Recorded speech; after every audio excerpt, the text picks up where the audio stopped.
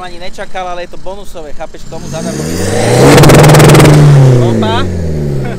Ešte raz, daj silu. Opa. Čo ten čierny dým, autičkári, nové turbo na Mars, kokodrov, nové si dolu do komentárov napíš, čo ten čierny dým, či tam bol, alebo nebol, ja nevím.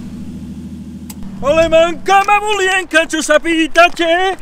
Či sa už na M3 nepamätáte? Priatelia, vítam vás v ďalšom štvrtom diele. Ja som sa pomýlil, lebo nevadí. V štvrtom diele Peruj Káru nezabudni dať dolu odber na kanál, o chvíľu už príde Saki aj s jej autom. Nezabudni dať zvonček a odber, zvonček, odber. Trošku som si ulecel, ale to nevadí. Autičkári, proste toto je sen každého autičkára. Po RS6 je tam čo? M3, to boli tzv. Legendy, že každý autičkár sníva, že raz pôjde na tom kombíku RS6 alebo na BMW M3, jak sa hovorí. A teraz ma zaujíma váš názor dolu do komentov. M3, BMW Competition alebo RS6 Audi. Jazdím v RS6, lebo som si uveril, že som kombičkár. Akože mňa len vadí na to, že to je kombi, ale inak auto je rýchle. A len ten tvár, no. RS6 pre rodinu, dobre. Pre tých, čo sú single alebo majú priateľku, tak M3, keď tam neniešie tí deti, stačí to či nestačí, ja nevím. Autičkári, nech to zhodnota, napíšte dolu do komentárov, tu dolu. Džatky, cipána do pána. Aj ty som trošku viac zrýchlil, jak sa hovorí. Ale nevadí, no však ponáhľajú sa.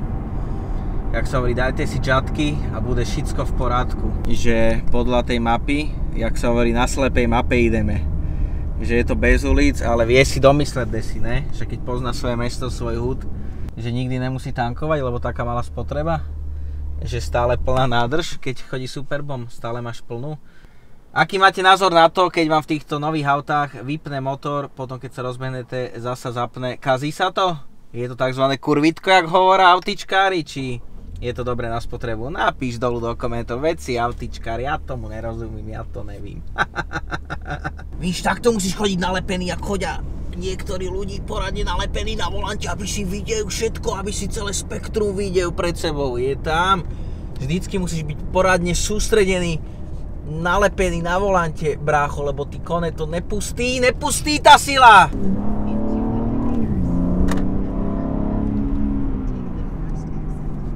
First exit.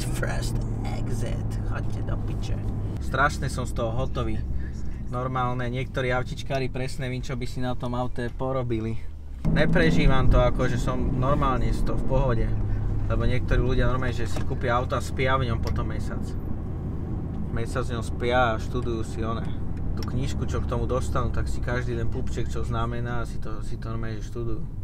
Toto natoč, lebo to sú plus kone. Autičkári ti povedia, že o koľko koní to je naviac. Keď je to competition, ani si nekupuj normálne M-ko, len competition, lebo bez toho competition to nemá zmysel. Dobre, ukludni sa, v pohode. Treba si kúpiť competition M-kári. Takže tak. Zelená žabacia? Toto není žabacia? Jaká je to zelená? Presné označenie, kód farby. Dajte dolu do komentárov, lebo vy viete, vy, čo sa vyznáte v autách, viete, aké je to kódové označenie farby. Vy to tam musíte dať dolu do komentárov. Hopa!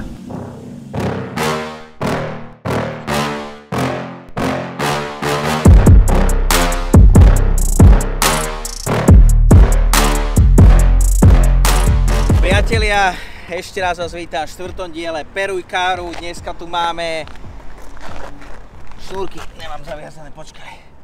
Aby mi neutekala, lebo mám o 3 čísla väčšie, si vždycky kúpim. No, takže máme pred sebou sen autičkárov po RS6 Audine tu máme. Tu sme ešte nemali, ale je to sen autičkárov. Máme tu M3 Competition, ďalšie kone naviac Competition. Máme tu zelenú zrúdu, ktorá trhá asfalt. V dnešnom dieli si ukážeme a vyskúšame si túto zelenú presilu, túto žabacinu, jak sa hovorí. Je to žabacia farba? Není to žabacia, ale vy autičkári viete kód farby, aj názov farby, takže dolu do komentárov nahoď. Ja sa teraz cítim jak autičkár, ja som chcel vždycky testovať auta, ne, už dáme normálne seriózny režim. Takže máme tu pred sebou Hneď som prepol, jak zo športového do klasického režimu, keď prepneš. Takže máme tu, priatelia, pred nami BMW M3 Competition, 375 kW, 510 koní, 3-litrový benzínový motor, twin turbo, takže sú tu, jak sa hovorí, motory novej generácie, zrýchlenie pri verzii so zadným náhonom M3 Competition je 3,9 sekundy z 0 na 100, pri X-Drive pohon všetkých 4 kolies je to 3,5 sekundy, priatelia, takže jedná sa o auto, na ktoré treba naozaj, jak sa hovorí, že zbrojný pas, zbrojný preukaz treba na to, že keď to chce šoférovať, tak už treba mať na to tie skúšky. Mal by si predtým zaplatiť toho trénera v tom M-kovom prevedení, čo ti to ukáže, jak s tým chodiť, mal by si ho mať. Na toto už treba, jak sa hovorí, zbrojný pas. Jak to je, priatelia, ja neviem. Chodte na trenážer, alebo si zaplatte jazdy s vodičom, ktorý už má s M-kami skúsenosti, pretože zadný náhon dokáže ťa povrcec, keď pridáš mu do zákruty. Dokáže ťa povrcec, vyvrcec. No ale aby sme prešli k tomu, že veľa ľudí... Aha, tam bol autičkár. Toto auto je sen mnoho mladých ľudí. Cena začína od nejakých 100 000 eur, podľa toho, jak si to nakonfiguruješ, akú presilnú výbavu, akú zľavu si vybavíš. Ale toto konkrétne auto, ja neviem, koľko stalo, ale viete to vy, lebo vy, autičkári, vždy viete presnú sumu všetko, takže napíš dolu do komentárov, koľko stalo toto auto v tomto konfigu. Konfig, tak to hovorí autičkári, nakonfiguroval som si, všetko som si dal, všetko som si tam popriplácal, ešte aj vzadu automatickú klímu, čipujem 860, jak totálny primitív. Nové turbo na Mars, kokodrovno, odlecím, nerob. Takže ako môžete vidieť, sú tu tie karbonové doplnečky, po tu zozadu. Toto je karbon, alebo není to karbon. Ja by som to nazval, že to není karbon, ale ako môžete vidieť, strecha z karbonu, jak to je autičkár, je to, aby to bolo odľahčené, alebo je to esteticky nadizajnované, aby to bol karbon, aby si mohol na dom poriadne poťahať špicáka, že máš karbóňaka, opa. Niektorí povedia, mal tam dať 20 palcové kolesa, sú tu 275 35 ZR19 P0, najlepšia pneumatika, všetci čo jazdíte, tak viete, že P0 Pirelli sú není dobré, ja mám Yokohamy a driftujem jak totálny primitív a je to lepšie. Dobre, bracho, to je tvoj názor. Tento emblemik evokuje, že je tam 510 koní, takže nezabúdaj na to. Poďte ešte mi povedať jednu vec. Sú tieto doplnky z karbonu alebo z plastu?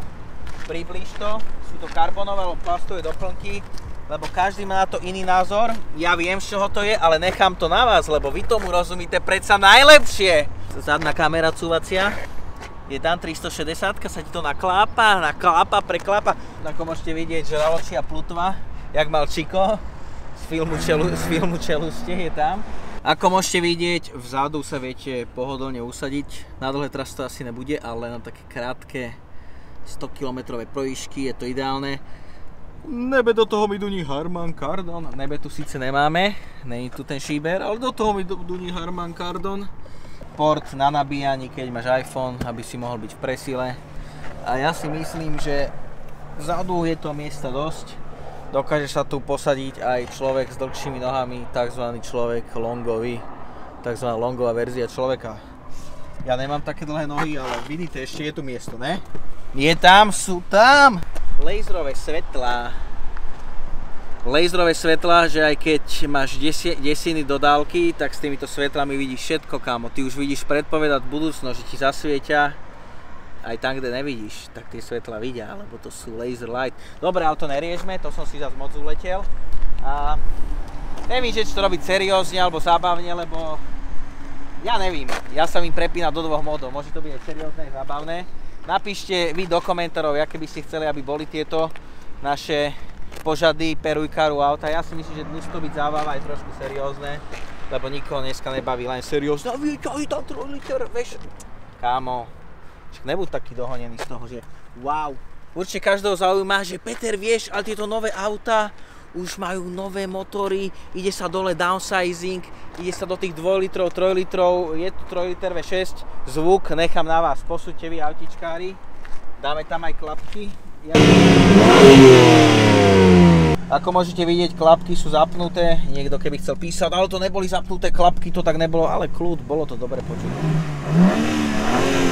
Čipujem o 106 jak totálny primitív. Nové turbo na Mars, kokodrovno odlecím. Spomal, buď sústredený, buď pripútaný, keď ma uvidíš na Superbe.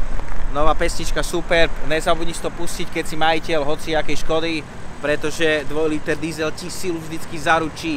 Babiky hotové, z toho ja neviem, keru priručím. Opa, je to tam. Tie love hrajú jak operný bal, vodoznaky tie sú vždycky tam. Počítačka dostala úpal, veľká kopa hrá jak opera. Počítačka dostala úpal, keď majiteľ toto auto kupoval.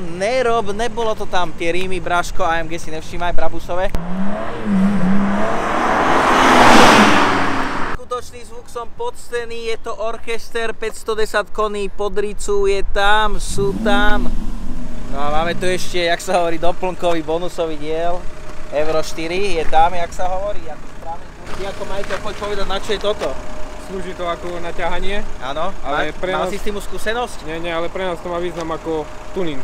Hej, tuningový čiže je to viac menej estetická vec? Estetická, lebo ani to nie je zahačnuté, ani nič, len... Vidieť tam tú sílu, keď je tá červená ona? Je tam sila. Červená sila je tam. Svetla si kupoval nové, že? Svetlo ľavé je nové, áno. A práve? Práve staré. Koľko si dal za to, za tie svetla presilacké? Za svetlo 50 eur.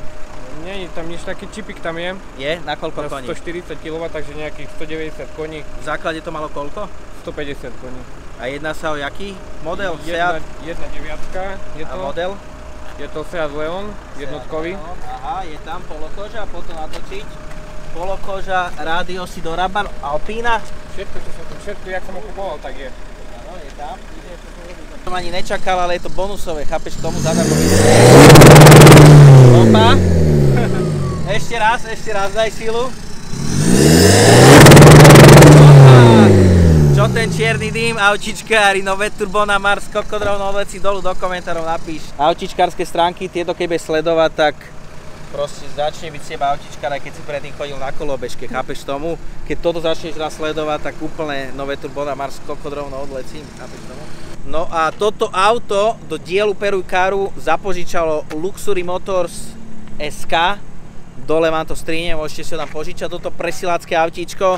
A povedal by som k tomu toľko len, že nové turbo na Mars, kokodrovno odlecím, ale nezabúdaj, že keď dojazdíš na aute a nakladal si mu, musíš nechať vyklepať turba, to ti každý autíčkár poví. Niekto poví, ne, môžeš hneď vypnúť. Ne, nechaj ho vždycky vyklepať, bracho, o tom je život. A nezabudni sledovať môj Instagram King Dubai, keď ešte nesleduješ, chod tam naťukať King Dubai a už čoskoro viac takýchto presilackých aut.